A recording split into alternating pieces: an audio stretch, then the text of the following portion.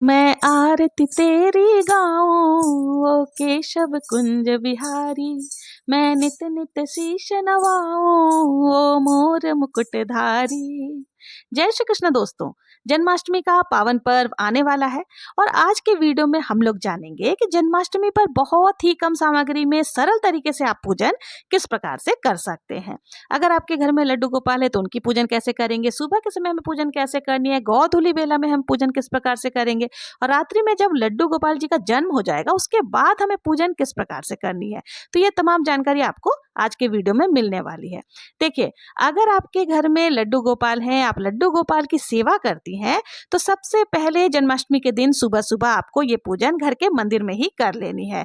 देखिए, दैनिक पूजन आप जिस प्रकार से करते हैं ना, उसी प्रकार से आपको कर लेनी है।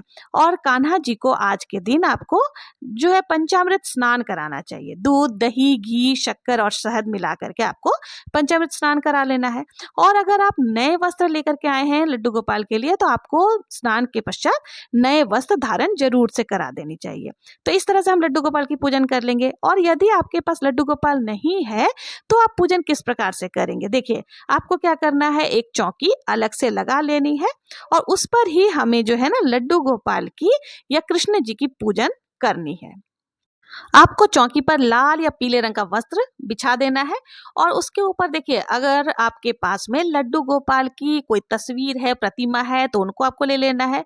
आपके पास अगर इस प्रकार बाल स्वरूप की प्रतिमा नहीं है तो आप संयुक्त रूप से राधा कृष्ण जी की भी फोटो या मूर्ति लेकर के पूजन कर सकते हैं।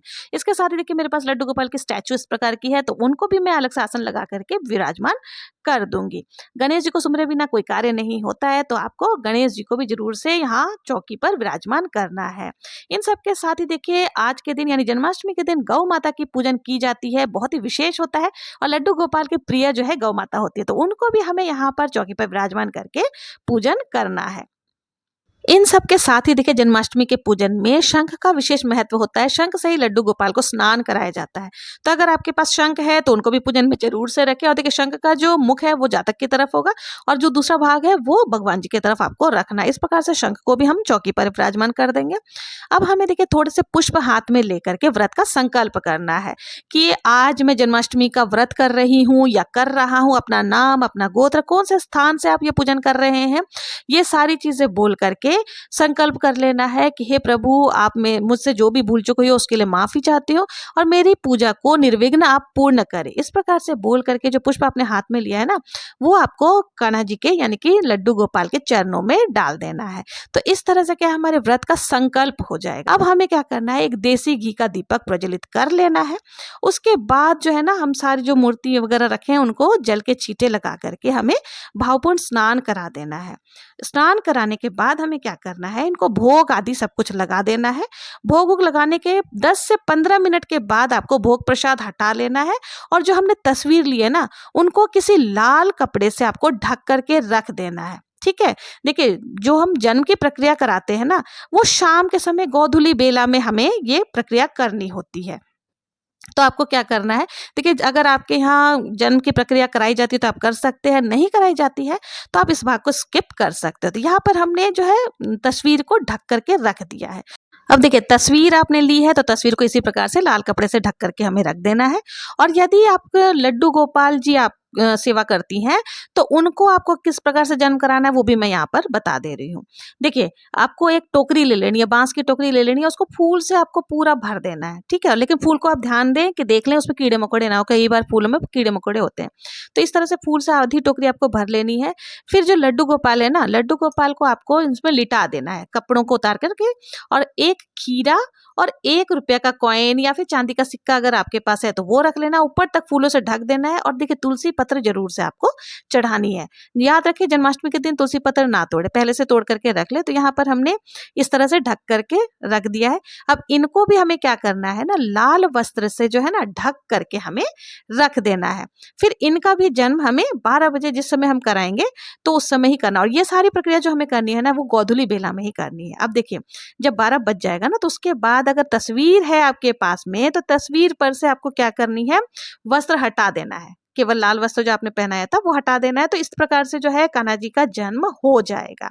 और यदि आपके पास में मैंने जैसा बताया लड्डू गोपाल है, तो उनको आपको क्या करना है, टोकरी में से ताली बजा करके, शंख ध्वनि करके, और देखिए ऐसे भी टीवी में, न्यूज़ आदि में आपको समाचार मिल ही जाता है कि हाँ लड्डू गोपाल का जन्म हो गया।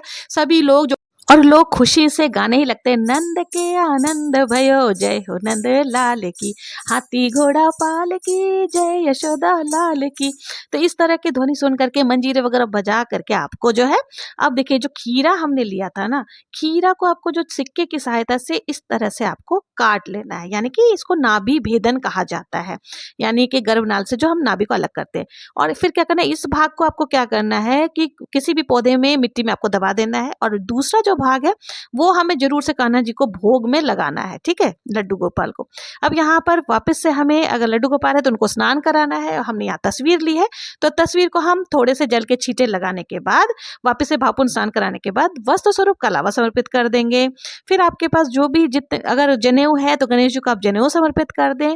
गाय माता को भी हमें वस्त्र स्वरूप कलावा समर्पित कर देना है, और लड्डू गोपाल की जो हमने मूर्ति ली है उनको भी हमें वस्त्र स्वरूप कलावा समर्पित कर देना है। इसके बाद हमें क्या करना है, सभी को तिलक लगाना है।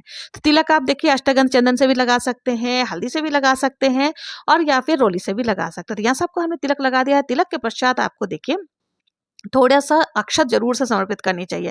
अक्षत टूटे फूटे नहीं होने चाहिए, इस बात का विशेष ध्यान रखना है। आज के दिन लड्डू गोपाल को इत्र सेवा भी जरूर से दी जानी चाहिए, दी जाती है।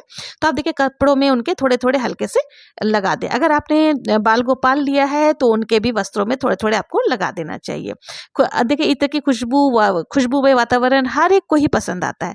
तो इस तरह से हमें सबको स्नान के बाद में तिलक आदि कर लेनी है। अब हमें देखिए भोग प्रसाद चढ़ाना है। आप चाहें तो 56 भोग का भी झांकी लगा सकते हैं, और अगर नहीं तो देखिए मुख्य मुख्य जो प्रसाद होती है ना, मैंने ऑलरेडी बता रखा है, मेरे चैनल में है कि कौन कौन से मुख्य प्रसाद होते हैं। आप अगर 56 भोग नहीं भी चढ़ाते हैं ना, तो इन मुख्य प्रसाद से ही कान्हा जी प्रसन्न हो जाते हैं और आपकी मनोकामनाओं को पूर्ण करते हैं। तो उनको देखिए आपको शहद हो गए, पंजीरी हो गई, धनिया पंजीरी जो हम बनाते हैं वो हो गए, साथ ही माखन और मिश्री का भोग कान्हा जी को अत्यंत प्रिय है। तो आप ये सारी चीज़ों का भोग लगाए, साथ ही जो भी मिठाइयाँ आदि है उनका भोग आपको लगाना है। ऋतु फल जो भी है आप उनका भोग जरूर से लगाएं, लेकिन ध्यान रखें कि आपको खीरा जरूर से भोग में लगाना है, ठीक है। जो खीरा हमने एक टोकरी में रखी थी वो खीरा भी लगाना है, और खीरे का प्रसाद सभी परिवारजन खाए। ध्यान रखें कि जिस दिन जन्माष्टमी है ना, अगर आप जैसे दिन में एक बार फल वल खाते हैं तो उसमें खीरा ना खाएं। हमारे तो नहीं खाया जाता, आप लोगों के खाया जाता तो खा सकते हैं, लेकिन जैसे खीरे से ही हम ठाकुर जी का जन्म करवाते हैं, तो खीरा मतलब दिन के समय नहीं खाना चाहिए, जब व्रत हम खोलेंगे तब हम खा सकते हैं। तो इस प्रकार से सारी चीज़ें आपको चढ़ा देनी है, पंचमेवा आदि चढ़ा देना है, और जितने भी भोग प्रसाद है सभी कुछ आप चढ़ा देंगे। देखिए चौकी हमें नहीं हिलानी है, और कई लोगों के घर में ना जन्म के बाद लड्डू गोपाल को झूले में झुलाया जाता है। तो आप देख लीजिएगा, आपके यहाँ झुलाया जाता हो तो जरूर से लड्डू गोपाल को झूले में झुलाएं, लेकिन इस बात का विशेष ध्यान रखें कि झूले पर ही लड्डू गोपाल को आपको रात भर नहीं छोड़ना है। आपको सोने से पहले लड्डू गोपाल को भी मंदिर में विराजमान कर देना है, चौकी पर भी नहीं छोड़ना, मंदिर में विराजमान आप कर दें। उसके बाद फिर आप अपने हिसाब से जैसा आपको करना वो कर सकते हैं, लेकिन कान्हा जी को आपको मंदिर में जरूर से विराजमान कर देना है। तो और देखिए आज के दिन लड्डू गोपाल का जन्म होता है, तो आपको ना जरूर से उनकी नज़र उतारनी चाहिए। तो इस तरह से जो भी आपने पहले से जो है दक्षिणा जो हमने चढ़ाई है वो तो अलग चढ़ाएंगे, साथ ही हमें जो है ना अलग से पैसे लेकर के उनका नज़र उतारना चाहिए। और जिस प्रकार से हम छोटे बच्चे का नज़र उतारते हैं उस प्रकार से हमें नज़र उतारना है। देखिए दक्षिणा जो है वो तो पूजा में कमियों को पूर्ण करती है, इसलिए हमें दक्षिणा समर्पित करना ही होता है, लेकिन अलग से जब हम वारफेर करके, और वो देखिए पैसे जो आप नज़र उतारेंगे ना उसको आप किसी को दान स्वरूप दे सकते हैं, और जो हमने दक्षिणा चढ़ाई है ना उस पैसे से आप लड्डू गोपाल जी के लिए कोई भी सामग्री गिफ्ट आदि ला सकते हैं। तो ये थी लड्डू गोपाल की बहुत ही सरल पूजा विधि की। यदि आपके पास लड्डू गोपाल नहीं है तो आप तस्वीर में किस प्रकार से पूजन करेंगे, और अगर लड्डू गोपाल है तो उनका पूजन हमें किस प्रकार से करना है।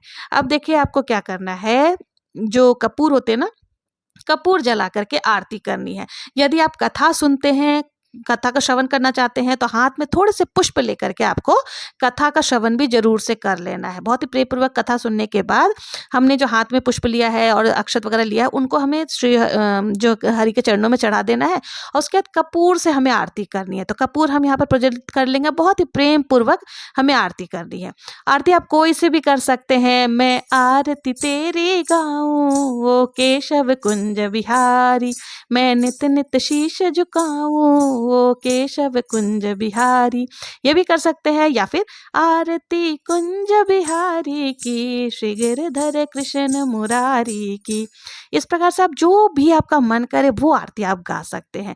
पूजन के बाद देखिए हाथ जोड़ करके पूजा में रही कमियों के लिए हमें क्षमा याचना जरूर से कर लेनी कि हे कृष्ण जी, आप तो सब कुछ जानते हो, आप तो सबके पालनहार हो, और जो भी हम लोगों से पूजन में भूल चूक हुई है उसके लिए हमें क्षमा करें और अपना बालक समझ करके हम लोगों को माफ करे, हमारी मनोकामनाओं को पूर्ण करे और सदैव अपना आशीर्वाद हमारे सर पर बनाए रखे।